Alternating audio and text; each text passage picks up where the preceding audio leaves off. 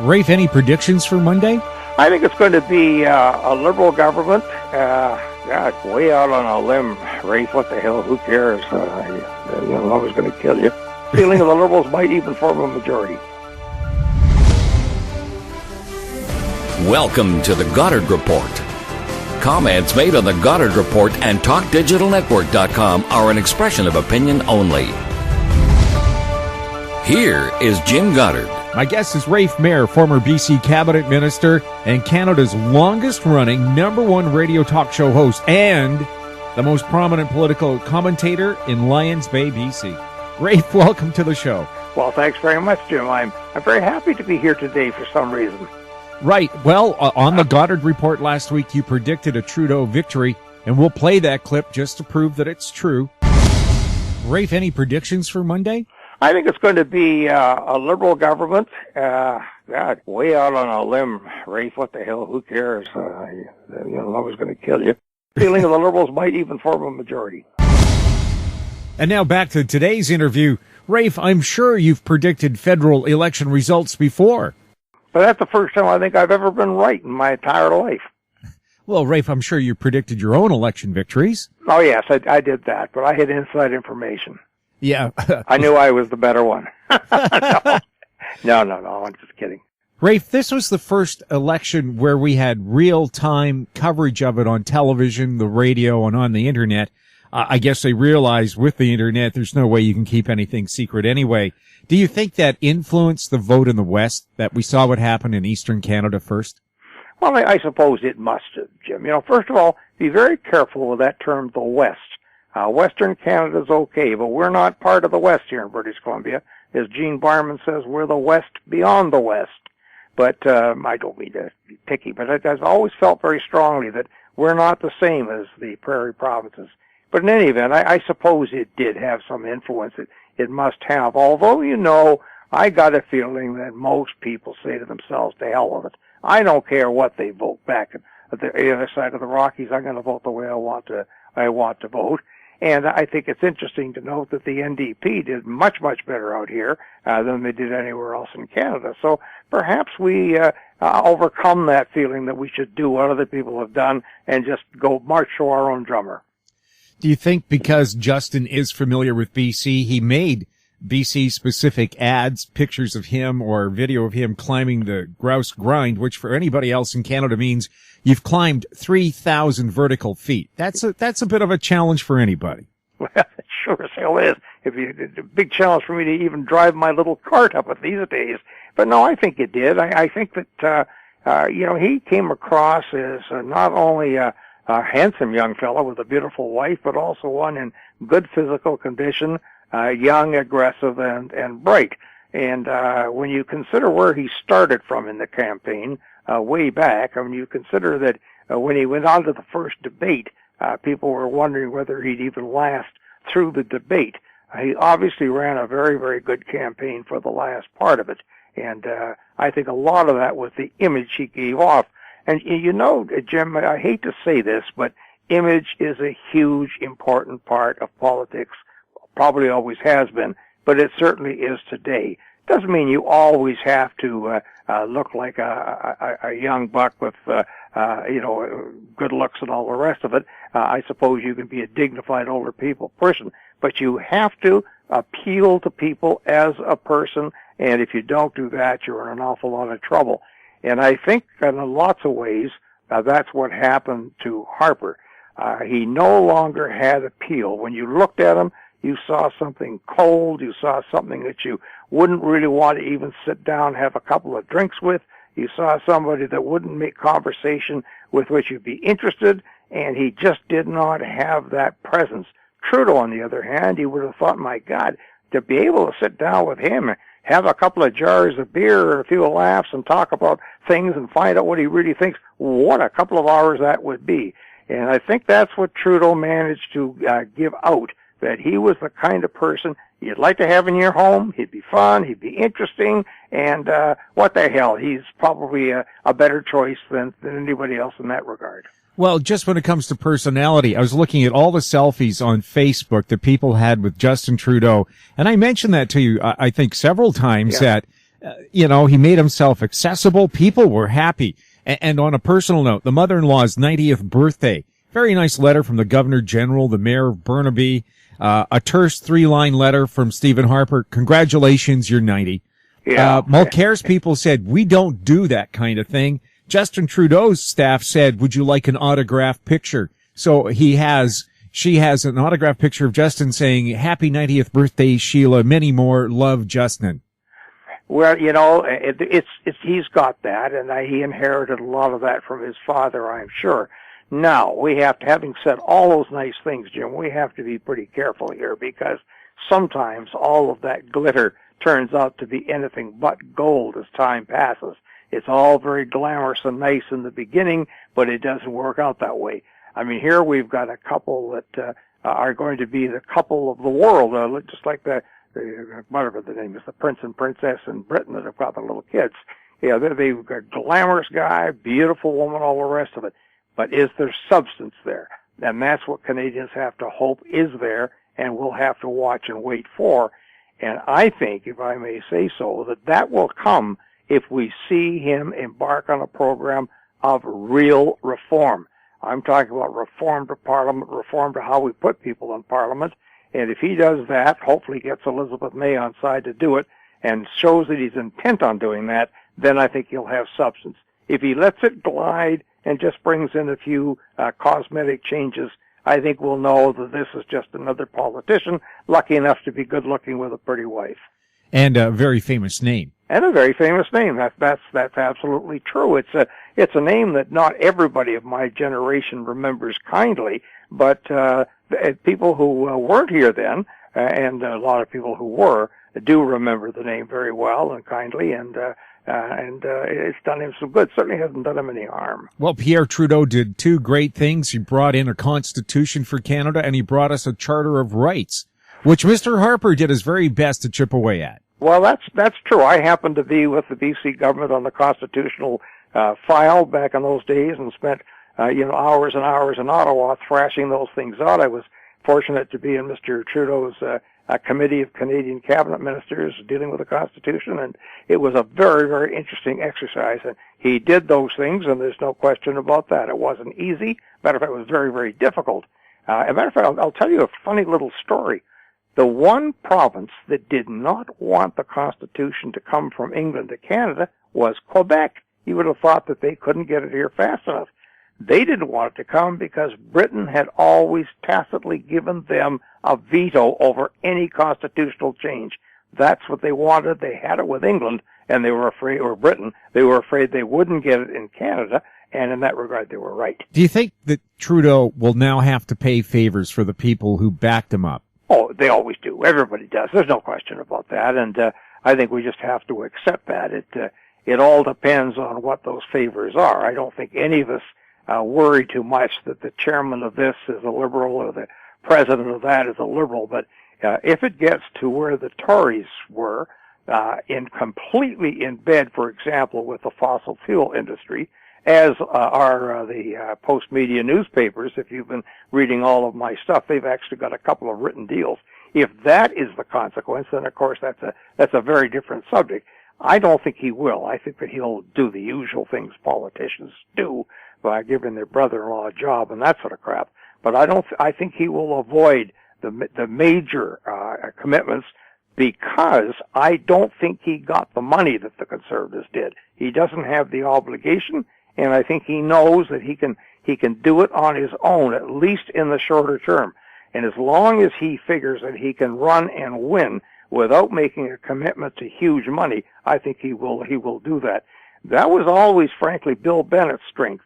Bill, even though he wasn't charismatic or well-liked, all the rest of it, he knew the people trusted him. He knew he could win, so he really didn't need the commitment to big business that people thought that he'd already made, which he hadn't. He just didn't need it. Now, that could have changed if he'd stayed on, and these things do change. But that's the key. Do they need that commitment? And the answer is, at this stage, in any event, Mr. Trudeau is his own man. We'll have more with Rafe Mair right after the break. More and more people are looking to the internet. for intelligent, riveting, and thought-provoking interviews. To advertise on the Goddard Report and TalkDigitalNetwork.com, call 604-699-8600, 604-699-8600. In Goddard we trust. Welcome back. We're speaking with Rafe Mair. Rafe, Trudeau has promised legal marijuana in Canada. They talked to, I think, Bill Blair, the former police chief of Toronto, who was elected as a Liberal, and they asked him about marijuana, and his point of view was, look, if we take over the sale of marijuana, we combat organized crime. It's the biggest moneymaker for them. The sales will strictly be controlled. It'll be like alcohol, where we do our very best to keep it out of the hands of children. It'll be responsible. And if you take a look at what's happened in Washington State, Oregon, their impaired driving rate has fallen since they legalized marijuana. Well, I don't think there is any other option, frankly, Jim. I mean, I'm not thrilled at the idea of legalizing anything that is bad for people and damages their brains and all the things that the excessive use of marijuana does. However, it's there. It's in big use. As you say, it is controlled by the mob. It's controlled in many ways by a lot of the laundered money that comes in and out of Canada. It's a terrible scourge for the police to deal with, and it's going to go on anyway. Better it be controlled than go on uncontrolled and cause even more damage. So I think it's the better of two lousy options. Well, Harper's statement that tobacco is harmful, but marijuana is several times worse. I don't see an epidemic of marijuana-caused lung cancer, for example. I think he's wrong on that. As a matter of fact, if you want to get down, I did some study on this years ago when I was in charge of booze in BC. If you want to know the most dangerous of them all, it still is. It's alcohol. More dangerous than marijuana, than heroin, than cocaine, all of the rest of them. If you look at the damage done health-wise, mentally, socially around the world, it's alcohol. So if you're going to get down to saying, well, we're going to make sure that bad things are no longer done, you better start with the beer in the pub, because that's where the problem really is. We're not going to do that. We've been through that. People are going to do things. Society simply has to accept that, make the best of it, and I think that that's what Trudeau's going to have to do. Now, that doesn't mean that you have to jump up and down and say, hooray, hooray, we're going to have legalized marijuana or legalized heroin or whatever it may be. What it does say is to say, well, I guess that's the best of or the better of the two ways to go, so let's do it and be done with it. Besides, the money raised could go after one of the biggest killers in Canada. That's bad drivers. Well, of course, we're not going to have bad drivers anymore because cars are going to drive themselves. Can't wait for that to happen. Until somebody hacks into the computer and makes it crash. Well, I was just going to say exactly, yeah. You know, I don't know what to say about that, Jim. You would have thought that things would have got better and better in time. I now have the opportunity, because I'm not able to drive and haven't for the last 5 years almost. I'm able to look a lot. And, you know, my wife drives me everywhere, and I look and I see the things. And it's incredible what people do. The Sea to Sky Highway as a highway is not dangerous, but the way it is driven, it's a madhouse. The things that people do are extraordinary. It's a rare weekend where I live that there isn't an accident right down in front of our place on the Sea to Sky Highway in a 30-mile-an-hour zone. Yeah, I don't know what you do about that. I have a feeling, and this is, I'm going to probably catch hell for this, I have a feeling we concentrate a little too much on alcohol and not enough on speed.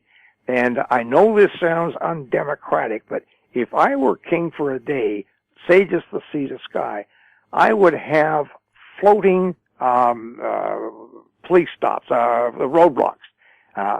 People will never know where they are, but speeding roadblocks or cameras. I would go back to the law where you could use the camera, convict by the camera for dangerous highways. And I'll bet you that the people that are whizzing off to Whistler every Friday and Saturday and coming back on Sunday didn't know where the speed traps are going to be, but knew for absolute certain they were going to be there. It would cut down the speed considerably, and that would cut down the accidents. Now, I'm not saying alcohol is not a problem, but I'm saying that I think we were concentrating perhaps a little too much on that and not enough on just the ordinary, everyday garden variety speeding that where I live, you see the horrible examples of virtually every day of the week. We can all talk about driving horror stories on the Sea to Sky Highway. I used to call it the Sea to Hospital Highway. Yeah, well, it shouldn't be, you know. I mean, there are lots of highways that are a lot worse than this one. It is just for some reason attacked aggressively by people, and you know, they say we live on it. So fortunately, we don't live that far on. We just about 10 minutes out of Horseshoe Bay, but far enough so that you know you're taking your life in your hands when you drive down to Horseshoe Bay or Caulfield, and there's no reason for that. I mean, the highway is not a bad highway. There are places that weren't fixed up when they went through the building process before the Olympics. North of here up to Squamish and places like that, they didn't complete all the stuff. But still, there's nothing inherently dangerous about that highway except the people that drive it. And, you know, you brought that up, and I don't know what the answer is. My only answer is going back to the speed traps. I hate that idea. It was abused when they had it before. The police would put the damn things halfway down a hill and that sort of thing, and in order to trap speeders unfairly. But if it's done fairly and properly, and people don't know where the hell they're going to be, but know they're going to be there somewhere, I think it would cut down a lot of the injuries and many deaths we have on the Sea to Sky, which, as I say, is not inherently an unsafe highway. Getting back to the election, one of the ads that I saw people laugh at was Mr. Harper saying, an election is not a popularity contest. Well, this one sure as hell was. I mean, it was an unpopularity contest. Let's put it this way. I don't think that Trudeau was elected particularly because he was popular, although he was, but there's no question about it. There was an anti-Harper unpopularity poll right across the country. Also, he said it's about managing the economy. Well, his government ran a deficit for 7 years. You know, I guess, you know, when you're around a while, you kind of laugh at those things, because if you look back 15, 20, 30, 40 years, deficits come, deficits go. They're always an election issue. Every party that's coming in is going to save the country from rack and ruin from the guys that are already there. And there's a measure of truth to that. We've had examples of gross overspending and governments having to kind of clean it up. But it's not something that is strange to political campaigns. And I got a feeling that really and truly whether or not there is a deficit or not has a hell of a lot more to do with issues that have nothing, Canada has nothing to do with world issues and that sort of thing. But be that as it may, for Mr. Harper to preach that he has been a particularly good custodian of our treasury is laughable, because he hasn't. There's no question about that. Now, I guess, you know, it's the luck of the draw in politics, you know, Jim, and I keep going back to when I was in politics, blah, blah, blah. We were lucky to come in when things were bad. The NDP either had screwed things up or they'd been screwed up by events. So there we were with a lousy economy, and we were able to sort of do things which didn't really matter probably, but by good luck and change in world circumstances, the economy got better. So all of a sudden we're geniuses. And this, I'm afraid, is a lot of what politics is about. Yeah, timing is everything. Oh, you bet your life it is. There's no doubt about that. And if you come into power at a bad time economically, you're going to get blamed for it. And I guess that's one of the problems and one of the sad parts, too. We've been sort of used to blaming governments for what has happened, not for what they happen to have done themselves. And that sometimes, I think, sometimes keeps us from getting good governments, because we fear that they have done bad things where, in fact, they've done nothing but make the best of bad times. But, you know, I don't want to sound as if governments have nothing to do with good times and bad times. They do. But it's sort of like blaming poor old Herbert Hoover for a world depression, which, you know, has been done. I mean, Mr. Hoover wasn't the brightest of lamps, but he certainly didn't cause a world depression, nor did Franklin Roosevelt bring the world out of the depression. But, you know, if you sort of believe the glossy part of history books, those conclusions you could come to.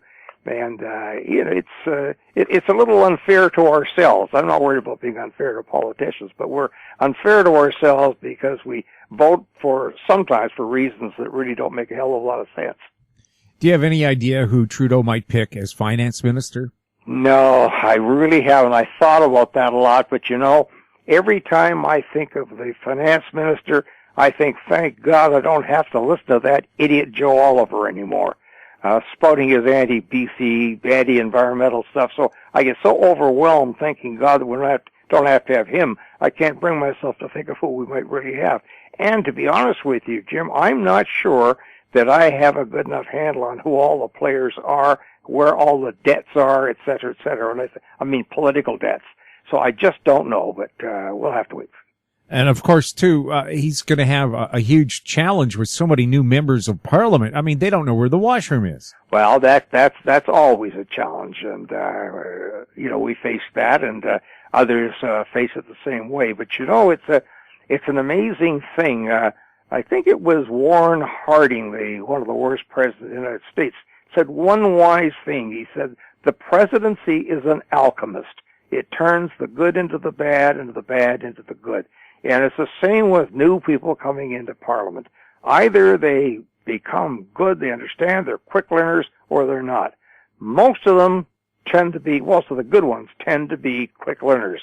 Intelligent people learn jobs quickly, even if they haven't any idea of what they were all about until a few weeks ago.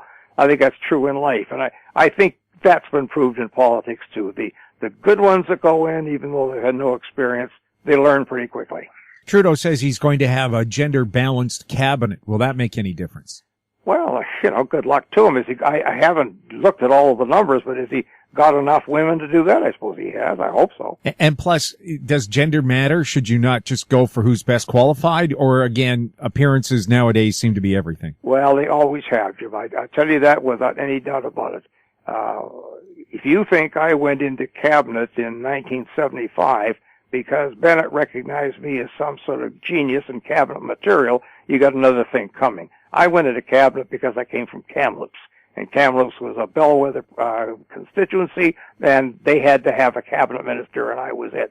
Those considerations are coexist with the need to have intelligent people that can do the job. You cannot, for example, in this day and age, not have women. You can't, in this province, not have Indo-Canadians or minorities, etc. And you can say, oh well, we could do better if we just went with the best talent available. Well, that means that there's no good talent in the other groups. Of course there is. And who is to say what's good talent and what's bad talent? I think that you have to give a balance to the people that are in the province, and you just got to assume that they're going to do a reasonable job. It's like a police force. People say, oh, well, we should have the best policemen. Well, you tell that to people that live and work, say, in Chinatown, and they have nothing but European policemen. You don't get the respect. It doesn't seem fair. And the fact of the matter, it isn't fair. I just read an interesting quote, which I can't give you exactly, on affirmative action. And somebody said, if you're not going to use affirmative action, how else are you going to make it fair? And I guess that's the same thing a prime minister faces. If you're not going to use affirmative action in the sense of making sure that women and minorities and so on are represented in the country, how are you going to make a government that is not only appears fair, or more importantly, it is fair, but appears fair? And I think that's what they're up against. Yes, you can just go and get all of the best ones you want, but in this day and age, politically, you're not going to last. Two groups I feel who were horribly treated by the Harper government, Aboriginals and veterans. Do you think under the Trudeau administration they'll finally get a fair or fairer deal? Oh, I don't think there's any question about it. The great change, metamorphosis towards Indians came with his father. His father started out really sort of the John A. Macdonald school, sent them off to residential schools and make them learn how to be mechanics and hope for the best. And he changed. He changed because he was persuaded that he was wrong. And I'm not a great fan of Pierre Trudeau, but I watched that happen, and it did happen, and it happened for real. And I think that Justin Trudeau saw that happen. I think that was inculcated into him by his father and also by his mother, I think. A lot of people underestimate her because she's had sort of an interesting life. She's a very, very bright, solid person, and whom I've spent some time with, and I think that she has influenced him the same way. And I think you're going to find that Justin Trudeau is going to be very, very concerned about making sure First Nations are well represented. Veterans, I just think he will because he has to do it. It's just been so obviously wrong. I know a psychiatrist who's been dealing with men returning from Afghanistan and so on. It's been horrible. It's been a disgrace. And I think that Trudeau is Mr. Trudeau is of the character that he's going to make sure that that's not happening. And I don't know what it was about Harper that just couldn't see that. But veterans are no longer only the old men and old women we see on Remembrance Day. Veterans are coming home every day from dangerous situations and in sometimes physically bad positions and very many times in mentally difficult positions. And if they're not treated fairly and properly, then Canada's not fair and proper. And I think that young Trudeau is going to recognize that. I think it's in his genes. Plus the fact, I think, he just said it makes better politics. Somebody mentioned that he didn't talk about his mother, Margaret, during the election. Well, what does she, A, have to do with the election? But B, the influence she would have on him would be the influence of a lifetime. Oh, I think so. And, everybody's mother is, at least most of us have our mothers. But I think that what Margaret Trudeau has suffered from, of course, is some of the peccadillos of her youth and the divorces and what the newspapers have done and so on. I'm talking about basic character. And I think that Margaret Trudeau has a lot of that. She's had some mental illness. She's been magnificent in turning that into helping other people and a great strength, particularly in the last few years. And I think that she inherits a lot of that from her family. And I think that's a strength she's passed on to Justin. Now, I don't really give a damn about the peccadillos of youth. I've had a few myself. You probably have too. It's what she is, what kind of character she has, what kind of a person she is. And I think she's the kind of person that's passed on some very, very good genes and very good lessons to Justin. Any advice for these mostly young people who've been elected for the first time? Well, I was just delighted to see on television last night so many young people who are involved in the campaigns as workers and the young people that are being elected. I would give a little different advice than lots of people might. Lots of people, older people, would say, well, now be patient, take your time, etc. I would say no, be impatient. The people who want you to be patient, they'll slow you down enough so you don't go off the deep end. But be impatient in getting your ideas out. Make sure that the people that put you there have their ideas put to the people in power. They may not be immediately implemented, but stay with them.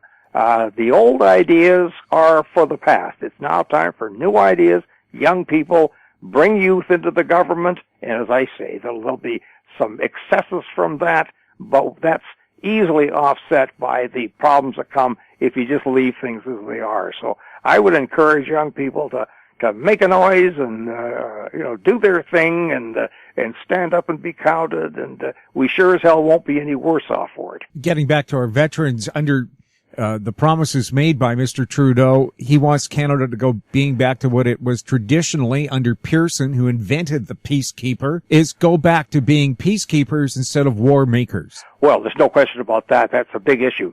I've said that, frankly, for a long, long time, and when I say I've said that, I'm on record or written on that the saddest day was when we moved away from that role at which we had become very, very good and well thought of throughout the world and expected to do that.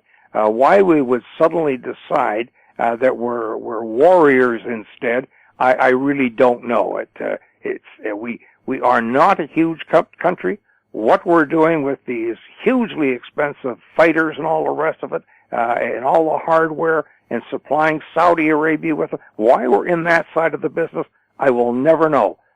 When we started with Suez, for which Mr. Pearson, who at that time was External Affairs Minister, got the Nobel Peace Prize. Well, we went from there into Cyprus and to other areas. we have always distinguished ourselves. Now, Rwanda was not the highlight, but that wasn't our fault. I mean, Rwanda was something that had been abandoned by the world in general. But that's where we did good things.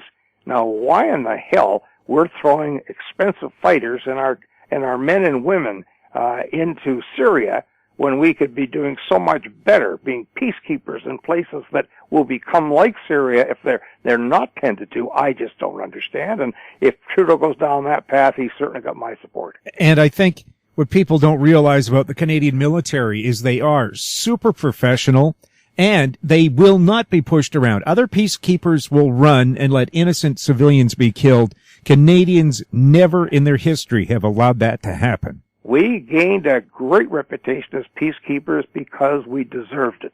And why we would toss that aside, as I say, is utterly beyond me. It's not, people get the idea, I think, that this is a pussyfooting, easy way out to be a peacekeeper instead of a peacemaker. Not so at all. To be a good peacemaker takes a lot of moral and physical strength and a great deal of courage. And there's no way we should in any way consider ourselves to be less than first class just because we're peacekeepers.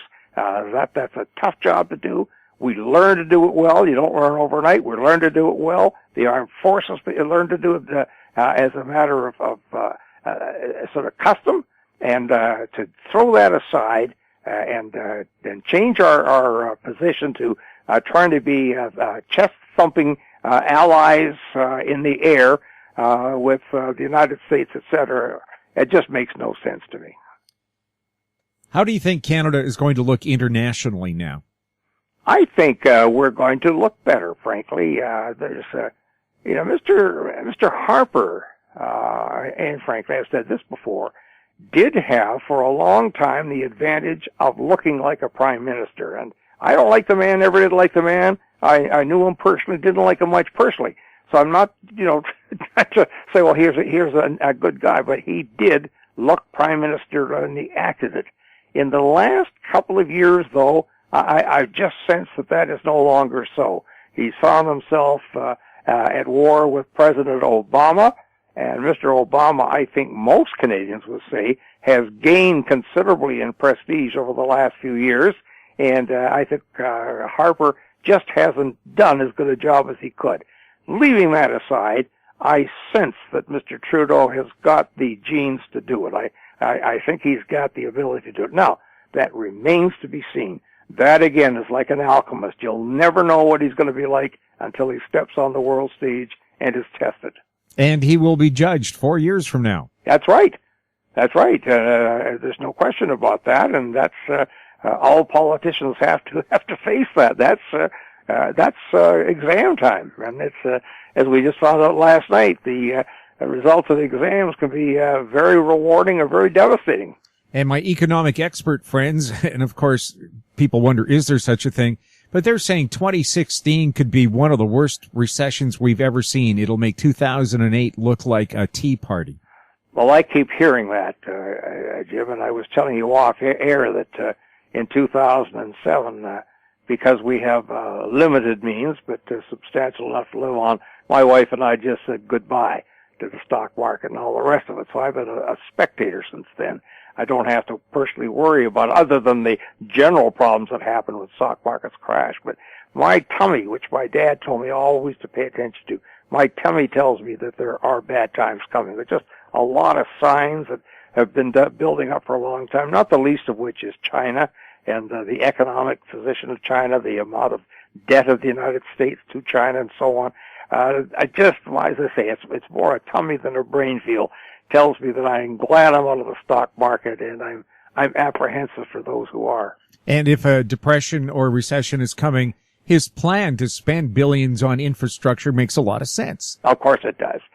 You'd think that we would have learned this by now, and Keynes and Galbraith and the more liberal economists of the last century, I think, taught us that you don't particularly spend, or in Roosevelt's advice, you don't spend your way out of a depression in the sense of just throwing money around wildly, but that sure is the time that you take money, you borrow it against the future, which will be good because of what you do today in building that infrastructure and, more importantly, keeping people employed.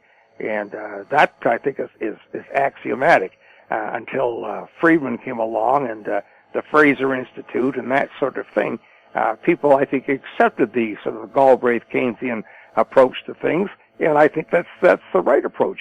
Apart from everything else, Jim, and this is something I hope we see more of now, there's a humaneness in there that's important. People want to work. They have to work. It's important they work. It's more important for them just as persons to be able to continue to work. They don't want to, and who does want to be told, oh, well, you are a sacrifice for the better of the country while you're unemployed on the breadline seeking a cup of soup. That just doesn't make any sense. You know very well that the time is going to come when you're going to come out of the recession or the depression. Make that happen as best you can by building things and keeping the economy moving. Secondly, by keeping people employed. And when the time comes that the recession starts to come out, the whole country is infinitely better off for that. And as I say, I'm not suggesting that you suddenly go wild, like I hate the expression, the drunken sailor. I don't mean that at all.